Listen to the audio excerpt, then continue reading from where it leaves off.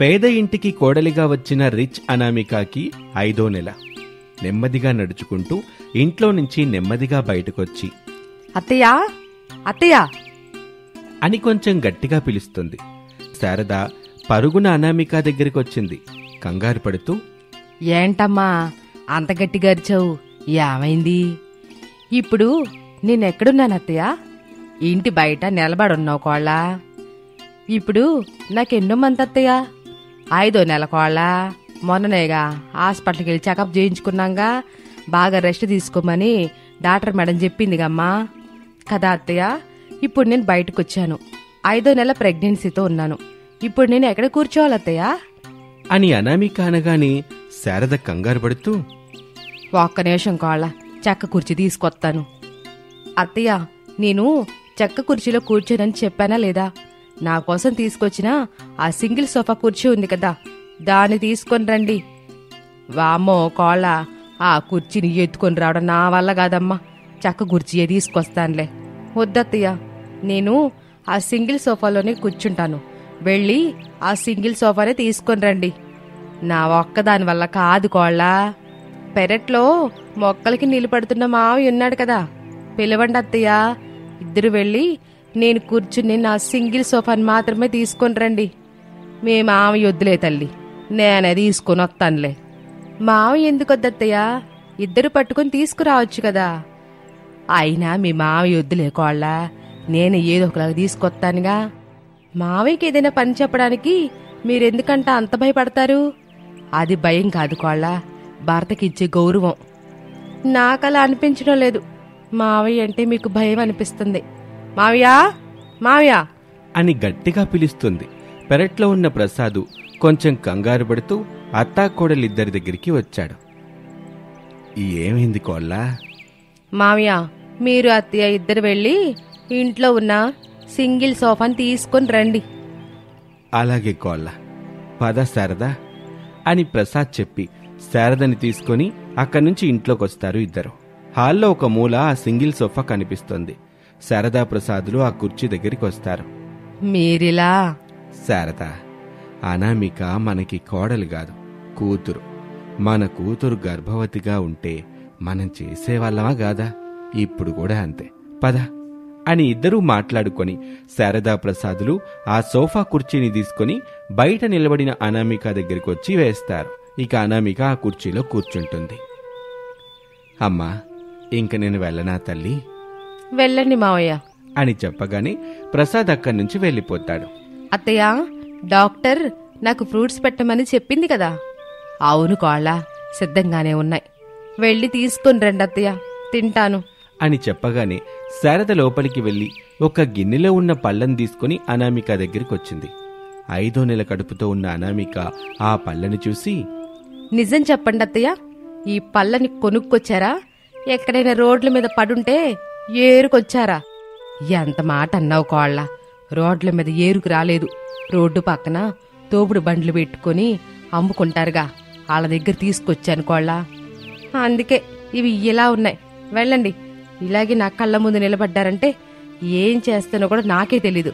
వెళ్ళండి అని అనామిక గట్టిగా చెప్పగానే శారద ఏమీ మాట్లాడకుండా బాధగా అక్కడి నుంచి వెళ్ళిపోతుంది. అలా రోజులు గడుస్తూ ఉంటాయి. ఒకరోజున రమేష్ పనిచేస్తున్న గ్యారేజ్ దగ్గరికి అతని తల్లి శారద వచ్చింది. నువ్వెందుకమ్మా గ్యారేజ్కొచ్చావు? రావాల్సిన అవసరం వచ్చింది బాబూ. అమ్మా, ఇప్పుడు అనామికకి 8వ నెల. జాగ్రత్తగా చూసుకోమని డాక్టర్ వసంత గారు చెప్పారు కదా. బాబూ, నీ రిచ్చి భార్యని ఒక గాజు బొమ్మలాగే చూసుకుంటున్నానులే. నేనొచ్చిన ఈ అరగంటకి ఏమీ కాదు. అయినా అనామిక పొడుకున్న తర్వాతే నేనట్ట నీ దగ్గరికి వచ్చా. నాకు నీతో మాట్లాడాలనిపించింది బాబూ. ఇంటికి వస్తాను కదమ్మా, ఇంటి దగ్గర మాట్లాడుకుందాం. ఇప్పుడు ఇంటికెళ్ళు. లేదు బాబు, ఈ ఇంటి దగ్గర రిచ్ కోళ్ళ అనామిక ఉంటది. నీతో మాట్లాడనివ్వదు. నేనెన్నిసార్లు పిలిచినా వస్తున్నానమ్మా అని అంటావు, కానీ నువ్వు రావు. అందుకేరా నేనే నీ దగ్గరికి గ్యారేజ్కి రావాల్సి వచ్చింది. సరేనమ్మా, అదిగో అక్కడ టీ కొట్టుంది కదా, అక్కడుండు. నేను మా సార్కి చెప్పి పర్మిషన్ తీసుకొని వస్తాను. సరే బాబు, నువ్వొచ్చేదాకా నేను అక్కడి నుంచి మాత్రం కదలను. ఆ విషయం మర్చిపోబాక. లేదులేమ్మా, నేను వస్తాను, నువ్వు వెళ్ళి అక్కడే ఉండు అని చెప్పి రమేష్ లోపలికి వెళ్ళిపోతాడు.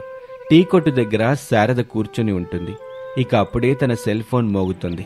హలో అని శారద అంటుండగా అప్పుడే పళ్ళ షాపు దగ్గరున్న ప్రసాదు, శారదా, కోడలికి ఏ పళ్ళు తీసుకురమ్మంటావు?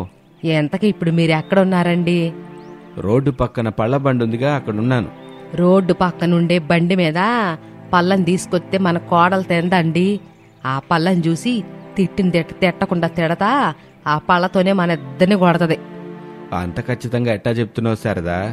ఎప్పుడైనా కోడల్ని నట్ట కొట్టిందా ఏంటి అని ప్రసాద్ అడగగానే టీ కొట్టు దగ్గరున్న శారద కంగారు పడుతూ, నన్ను కొడతదా?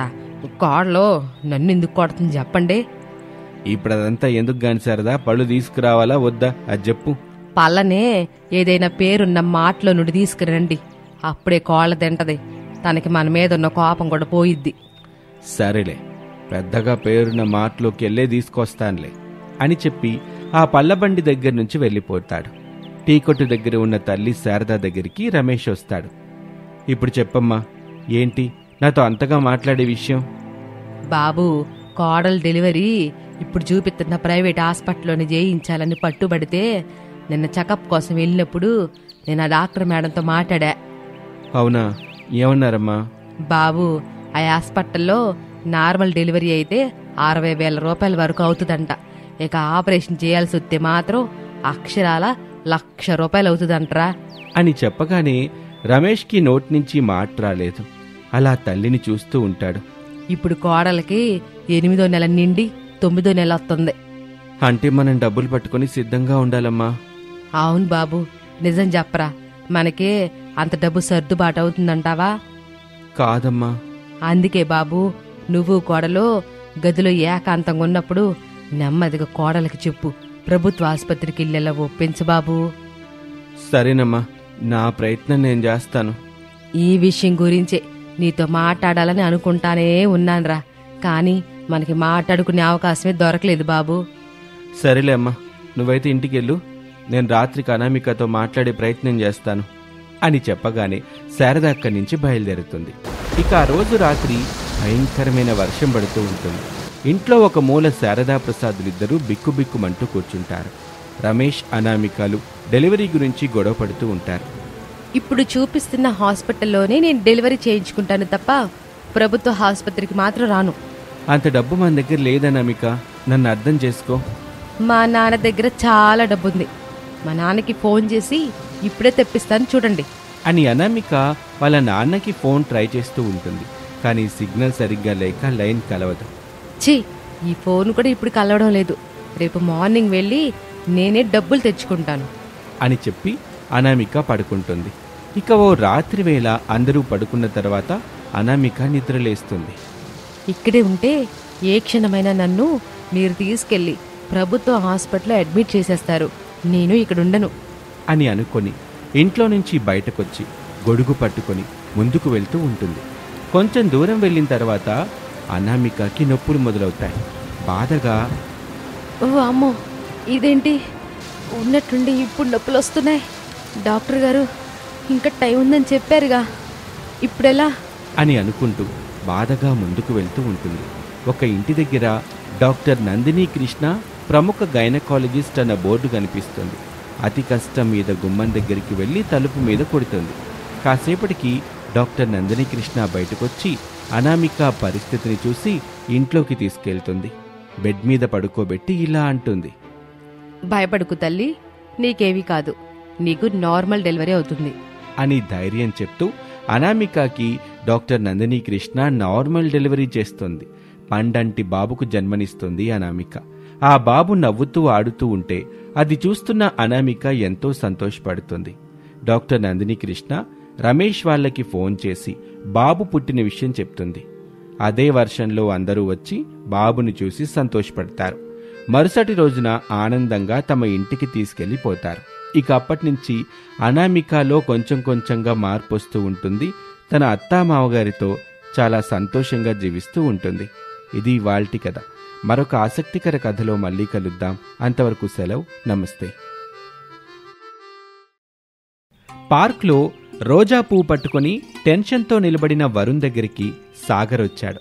వరుణ్, సాగర్ ఇద్దరు క్లోజ్ ఫ్రెండ్స్, పైగా కొలీగ్స్. ఒకే ఆఫీస్లో పనిచేస్తూ ఉంటారు. సాగర్ని చూడగానే వరుణ్కి రిలాక్స్డ్గా అనిపించింది. వరుణ్, అనుకి నీ లవ్ గురించి నేను చెప్పాల్సింది చెప్పానురా. అవునా, ఏముందిరా? నిన్నడిగింది నువ్విక్కడ తన కోసం వెయిట్ చేస్తున్నావు అని చెప్పాను. తనొచ్చి కలుస్తానని చెప్పింది. అను వస్తుందంటావరా? వస్తుందిరా, కొంచెం ఓపిక పట్టు, నేను వెళ్ళి అక్కడెక్కడైనా కూర్చుంటాను అని చెప్పి సాగర్ అక్కడి నుంచి వెళ్ళిపోతాడు. వరుణ్ మాత్రం టెన్షన్ పడుతూ అను కోసం ఎదురు చూస్తూ ఉంటాడు. కొంత సమయం తర్వాత సిటీ కల్చర్కి బాగా అలవాటు పడిన అనామిక మోడర్న్ డ్రెస్లో వరుణ్ దగ్గరికి వచ్చింది. హాయ్ వరుణ్. హాయ్ అను. నన్ను నువ్వు లవ్ చేస్తున్నప్పుడు నువ్వే కదా నీ లవ్ విషయం నాతో చెప్పాలి. మధ్యలో సాగర్ ఎందుకు చెప్పు వరుణ్? అను, నీ కలలోకి సూటిగా చూస్తూ నేను చెప్పలేను. నువ్వంటే నాకు చాలా ఇష్టం. నేను బాగా చూసుకుంటాను. మనం పెళ్లి చేసుకుందాం. ఐ లవ్ యూ అను. చాలా సిగ్గుపడుతూ చెప్పావు వరుణ్. అను, నువ్వు నా లవ్ని ఒప్పుకున్నట్టే కదా? వరుణ్, నేను ఒప్పుకున్నది లేనిది ఇక్కడ చెప్పను. మీ ఇంటికి తీసుకెళ్ళు. అక్కడ మీ అమ్మ వాళ్ళతో, మీ కుటుంబంలో ఉంటున్న వాళ్ళతో మాట్లాడాలి. ఫస్ట్ నన్ను మీ ఇంటికి తీసుకెళ్ళి వరుణ్ అని అనామిక అనగానే వరుణ్ తడబడ్డాడు. అంటే నీది నిజమైన ప్రేమ కాదా వరుణ్? అయ్యో అను, ఎంత మాటన్నావు? నేను నిన్ను మనసారా ప్రేమిస్తున్నాను. సరే పద, మా ఇంటికి వెళ్దాం అని చెప్పగానే వరుణ్, అనామిక ఇద్దరూ కలిసి కారులో వరుణ్ వాళ్ళ ఇంటికి వెళ్తారు. వరుణ్ చేసేది సాఫ్ట్వేర్ జాబ్ అయినప్పటికీ రెంట్కుంటుంది మాత్రం ఒక మిడిల్ క్లాస్ ఏరియాలోని డబుల్ బెడ్రూమ్ ఫ్లాట్లో. అనామిక సోఫాలో కూర్చుని ఉంది. మరోపక్క వరుణ్ తండ్రి, చెల్లి సుకన్య కూర్చుని ఉన్నారు. ఇలా చూడండి పెద్దాయనా, వరుణ్ నన్ను పెళ్లి చేసుకుంటానని అంటున్నాడు. నాకు ఈ పెళ్ళైతే ఇష్టం లేదు. నేను పుట్టింది, పెరిగింది, చదివింది మొత్తం డబ్బులోనే, సిటీలోనే. నేను చాలా ఫ్యాషన్గా ఉంటాను. ఈ మిడిల్ క్లాస్ ఇళ్లలో నేను ఉండలేను పెద్దాయనా అని అనామిక చెప్పగానే వరుణ్ బాధపడుతూ కన్నీళ్లు పెట్టుకుంటాడు. అది చూసిన అనామిక, నువ్వు బాధపడకు వరుణ్. నువ్వు నాకు లవ్ విషయం చెప్పినప్పుడే నేను నీకు నో అని చెప్పేదాన్ని. కానీ అప్పుడు నువ్వు ఆవేశంలో ఉంటావు. ఏదైనా జరగరాంది జరిగితే అందరం బాధపడాలి. నిన్ను నమ్ముకొని బ్రతుకుతున్న నీ కుటుంబం ఏం కావాలి చెప్పు? అందుకే ఇలా ఇంటి దగ్గర మాట్లాడదామని చెప్పాను. సారీ వరుణ్. లేదు మేడం, నేనే సారీ చెప్తున్నాను. మేడం వద్దులే వరుణ్, ఎప్పట్లాగానే అను అని పిలు చాలు. నీలాంటి మంచివాడికి నిన్ను అర్థం చేసుకునే అమ్మాయి భార్యగా వస్తుంది. Take care Varun. వస్తాను పెద్దాయనా అని చెప్పి అనామిక కారులో అక్కడి నుంచి వెళ్ళిపోతుంది. ఇక ఫస్ట్ ఫ్లోర్ బాల్కనీలో నిలబడి ఉన్న ధర్మారావు పల్లెటూరులో ఉన్న తన ఫ్రెండ్ ప్రసాద్తో ఫోన్ మాట్లాడుతూ ఉంటాడు. ఎరా ప్రసాదు, ఎలా ఉన్నావు? అంతే పొట్టిగా ఉన్నాన్రా, కొంచెం కూడా పెరగలేదు. హోరే ప్రసాదు, నేను అడిగిందేంటి, నువ్వు చెప్తుందేంటి? ఎలా ఉన్నావని అడిగావు. నేనెప్పట్లాగే పొట్టిగానే ఉన్నానని చెప్పాను. నువ్వు అడిగిన దానికి సరైన సమాధానం వచ్చింది కదరా. సరేలే, నీతో నాకు వాదన ఎందుకు గాని, మా చెల్లెమ్మ శారద ఎలా ఉంది? బావుందా? బావుందిరా. ఎప్పుడు చూసినా ఏదో ఒక పని చేస్తానే ఉంటది. ఎంతకీ నువ్వు ఫోన్ ఎందుకు చేశావు? అనామికకి 25 ఏళ్ళు వచ్చాయిరా. నా పల్లెటూరు అల్లున్నొచ్చి తన సిటీ భార్యని కాపురానికి తీసుకెళ్ళమని చెప్పు. ఒరేయ్, ఈ విషయం ముందుగా అమ్మాయికి చెప్పరా ధర్మ. విడిపోని మన స్నేహానికి గుర్తుగా రమేష్కి, అనామికకి చిన్నప్పుడే పెళ్లి చేశావని, 25 ఏళ్ళొచ్చే వరకు వేరువేరుగా ఉంచామని నువ్వే ముందు చెప్పు. ఒరే, నేను చెప్పటం కంటే నువ్వు అల్లుని తీసుకొని ఇంటికి రా. అన్ని విషయాలు అనామికకి తెలుస్తాయి. ఒరే ధర్మ, నేనిట్టా అంటున్నానని తప్పుగా అనుకోకురా. నా కోడలు కడిగిన ముత్యం కాదన్ను. కాని సిటీలో పెరిగింది కదా, అక్కడే చదువుకుంది, అక్కడే ఉద్యోగం చేస్తుంది. చిన్నప్పుడే పెళ్లి జరిగింది కదా, అప్పుడు నాకు ఊహలేదు, ఇప్పుడు నాకు తెలివుంది. నేనా పల్లెటూరికి వెళ్ళడని మారాన్ చేస్తే అందరం బాధపడాలరా. అదేరా ప్రసాదు, నువ్వు అల్లుణ్ణి, చెల్లిని తీసుకొని ఇక్కడికి రా. వచ్చిన తర్వాత అనామికకి అన్ని విషయాలు అర్థమయ్యేలా చెప్పి మీతో కాపురానికి పంపిస్తాను. సరేరా, వీలు తీసుకొని వస్తాంలే. నా కోడల్ని అడిగానని చెప్పు. తప్పకుండా చెప్తాన్రా. మీరు మాత్రం వీలు చూసుకొని ఒక రోజున రావటం మర్చిపోవద్దు. గుర్తుపెట్టుకోరా. ఒరే ధర్మ, నేను పొట్టిగా ఉన్నంత మాత్రాన నా బుర్ర కూడా పొట్టిగా ఉంటుందని అనుకోబాకు. నాకన్నీ గుర్తుంటాయి. ఓ రోజున ఖచ్చితంగా ఇంటికొస్తాం. మా కోడల్ని మేము తీసుకెళ్తాం, సరేనా? ఇంత ఖచ్చితంగా చెప్పావు కదా, ఇంకేం మాట్లాడలేకపోతున్నాను. ఇకుండు, ఆఫీస్కి వెళ్ళి కూతురు వచ్చే వేలైంది, ఉంటాను. మంచిదిరా అని చెప్పి ఫోన్ పెట్టేసిన ప్రసాద్ దగ్గరికి శారద వచ్చింది. మా ధర్మారావు అన్నయ్యేనా? అవును శారదా, అనామికకి 25 ఏళ్ళు వచ్చాయి, ఇంకొచ్చి మీ కోడల్ని తీసుకెళ్ళు అని చెప్తున్నాడు.